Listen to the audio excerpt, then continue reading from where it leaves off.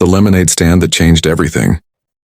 Marcus Sterling had built his empire on precision, efficiency, and an unwavering intolerance for anything that disrupted his carefully orchestrated world. As the CEO of Sterling Industries, a multinational corporation worth over $3 billion, he measured every second of his day in potential profits and losses. So when his black Bentley came to an abrupt halt on Park Avenue because of what appeared to be a child's lemonade stand blocking the sidewalk traffic, his blood pressure spiked to dangerous levels. "What is this nonsense?" Marcus barked at his driver Johnson as he watched pedestrians awkwardly navigate around a small yellow table where a young girl with pigtails was enthusiastically waving at passers-by. "This is a business district, not some suburban neighborhood playground." The 42-year-old mogul had been on his way to close the most important deal of his career, a merger that would make him the youngest billionaire in the city's history. Every minute counted, and this amateur hour was costing him precious time. Without waiting for Johnson's response, Marcus threw open the car door and stormed across the sidewalk, his Italian leather shoes clicking against the pavement like a countdown timer to confrontation. "Young lady?" he called out sharply, causing the girl to look up with bright, hopeful eyes that reminded him uncomfortably of his own daughter Emma, whom he hadn't seen in 3 weeks due to his packed schedule. "Do you have a permit for this establishment?" The girl, who couldn't have been more than 10 years old, blinked in confusion. Her lemonade stand was nothing more than a folding table, covered with a cheerful yellow tablecloth, adorned with hand-drawn signs that read, "Fresh lemonade, and help make someone's day better." Mason jars filled with pale yellow liquid sat in neat rows, and a small cash box, decorated with butterfly stickers, held what appeared to be a modest collection of crumpled bills and coins. "A permit?" she asked, her voice small but not frightened. "I'm sorry, mister. I don't know what that is. I'm just trying to help." "Help?" Marcus interrupted, his voice rising as curious onlookers began to gather. "You're helping by blocking a major pedestrian thoroughfare? By conducting unlicensed business operations in a commercial zone? Do you have any idea how much money you're costing the businesses on this street? Every minute you force people to walk around your little hobby?" The girl's lower lip began to tremble, but she stood her ground. "I'm sorry if I'm causing trouble. I just wanted to raise money to help my grandpa. He's really sick and the medicine costs so much money. And my mom cries every night because—" "That's not my problem," Marcus cut her off coldly, though something in her words made his chest tighten, unexpectedly. "Business is business. If every child in this city decided to set up a lemonade stand wherever they pleased, we'd have chaos. There are rules, regulations, proper procedures. You can't just—" "Marcus." The voice that interrupted his tirade was soft but unmistakable. He turned to see Dr. Sarah Chen, his daughter Emma's pediatrician, approaching with a warm smile that quickly faded as she took in the scene. "I thought I recognized that voice. What's going on here?" Marcus felt heat creep up his neck as he realized how the situation must look. A grown man in a $5,000 suit berating a child over a lemonade stand. "Dr. Chen, this stand is creating a public disruption. I'm trying to explain proper business protocols to Lucy." Dr. Chen's eyebrows rose as she moved to stand protectively beside the girl. "Marcus, I'd like you to meet Lucy Martinez.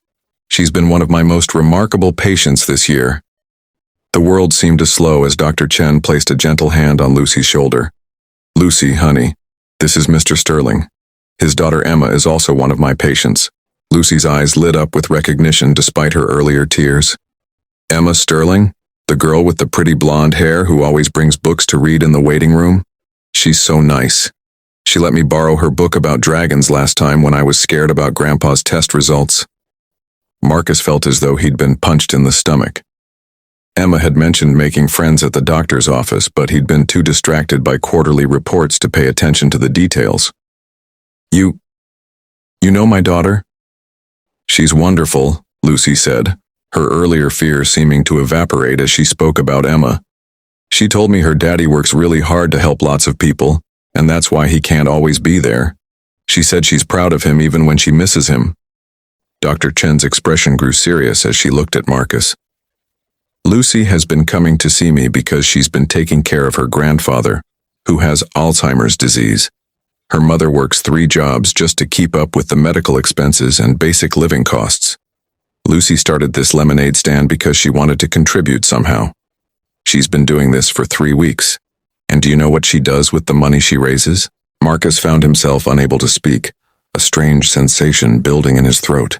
She doesn't keep a single penny, Dr. Chen continued.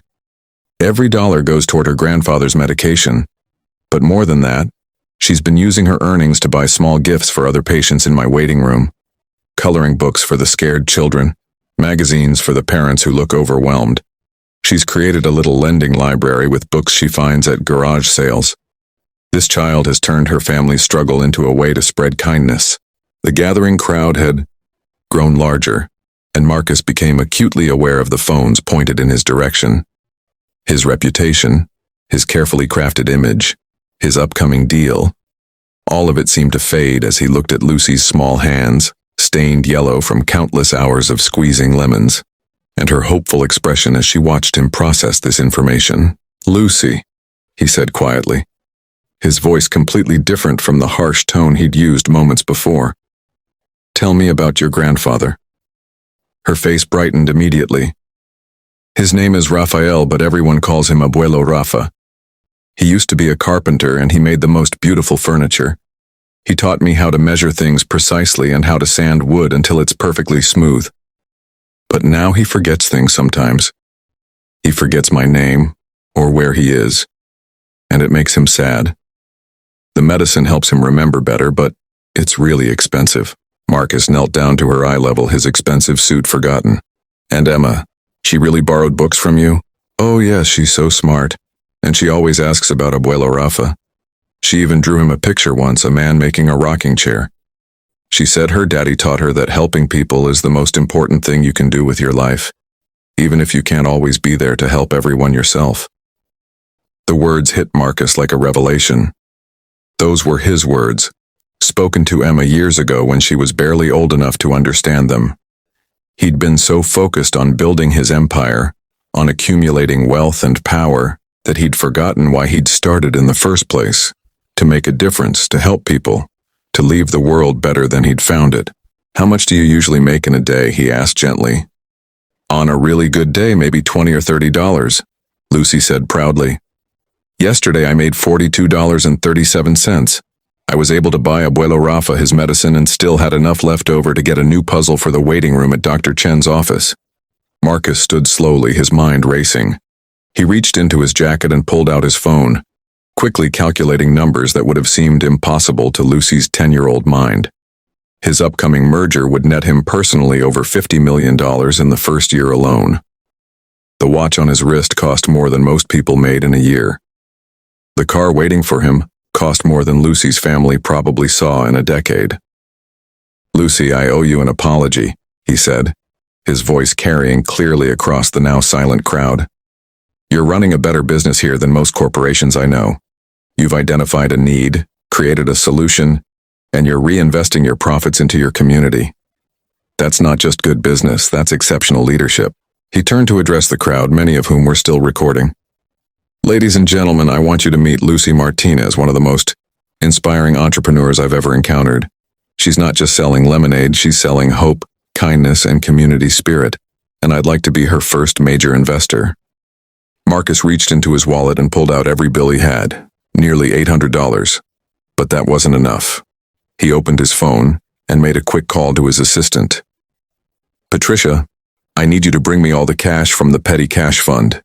Yes, all of it. Bring it to Park Avenue and 5th Street immediately." He looked back at Lucy, who was staring at the money in his hand with wide eyes.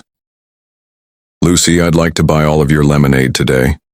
But more than that, I'd like to make sure your grandfather gets the best possible care and that you never have to worry about affording his medicine again." Tears began streaming down Lucy's face. "But sir, I don't have enough lemonade for all that money." "Then we'll have to expand your operation," Marcus said with the first genuine smile he'd felt in months. "Dr. Chen, could you help me understand exactly what Lucy's family needs?" As Dr. Chen began explaining the complexities of Raphael's medical care and the family's financial struggles, Marcus felt something shift inside him. The merger meeting he'd been rushing to suddenly seemed less important than this moment. This connection, this chance to actually live the values he'd tried to teach his daughter.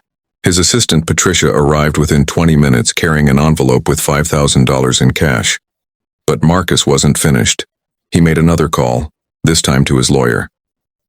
"Harrison, I need you to set up a medical trust fund immediately. Yes, today. Make it substantial enough to cover ongoing Alzheimer's care for at least 20 years, including experimental treatments as they become available." The crowd had grown into a small gathering of office workers, shoppers, and curious passers-by, all drawn by the unexpected scene of a wealthy businessman genuinely connecting with a child entrepreneur. Someone had started a spontaneous fundraising effort, with people dropping bills and coins into Lucy's butterfly-decorated cash box faster than she could count them. But the real magic happened when Marcus sat down at Lucy's small table and asked her to pour him a cup of lemonade.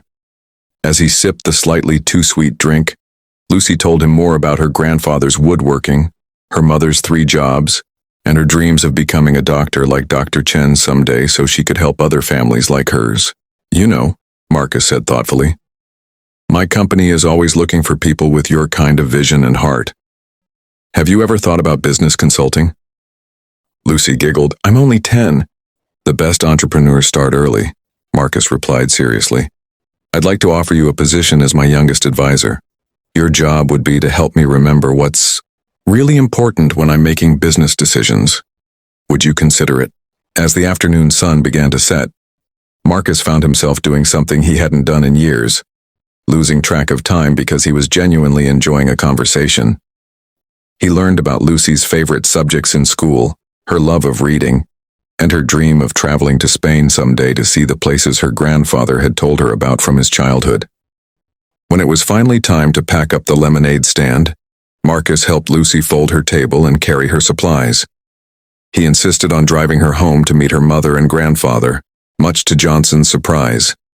The Martinez family lived in a small but tidy apartment across town, where Marcus was welcomed with the kind of warmth and gratitude he'd almost forgotten existed.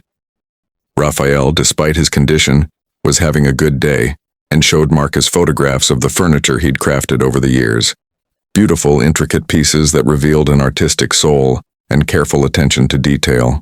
Lucy's mother, Maria, wept openly when Marcus explained about the trust fund and his commitment to ensuring Raphael received the best possible care.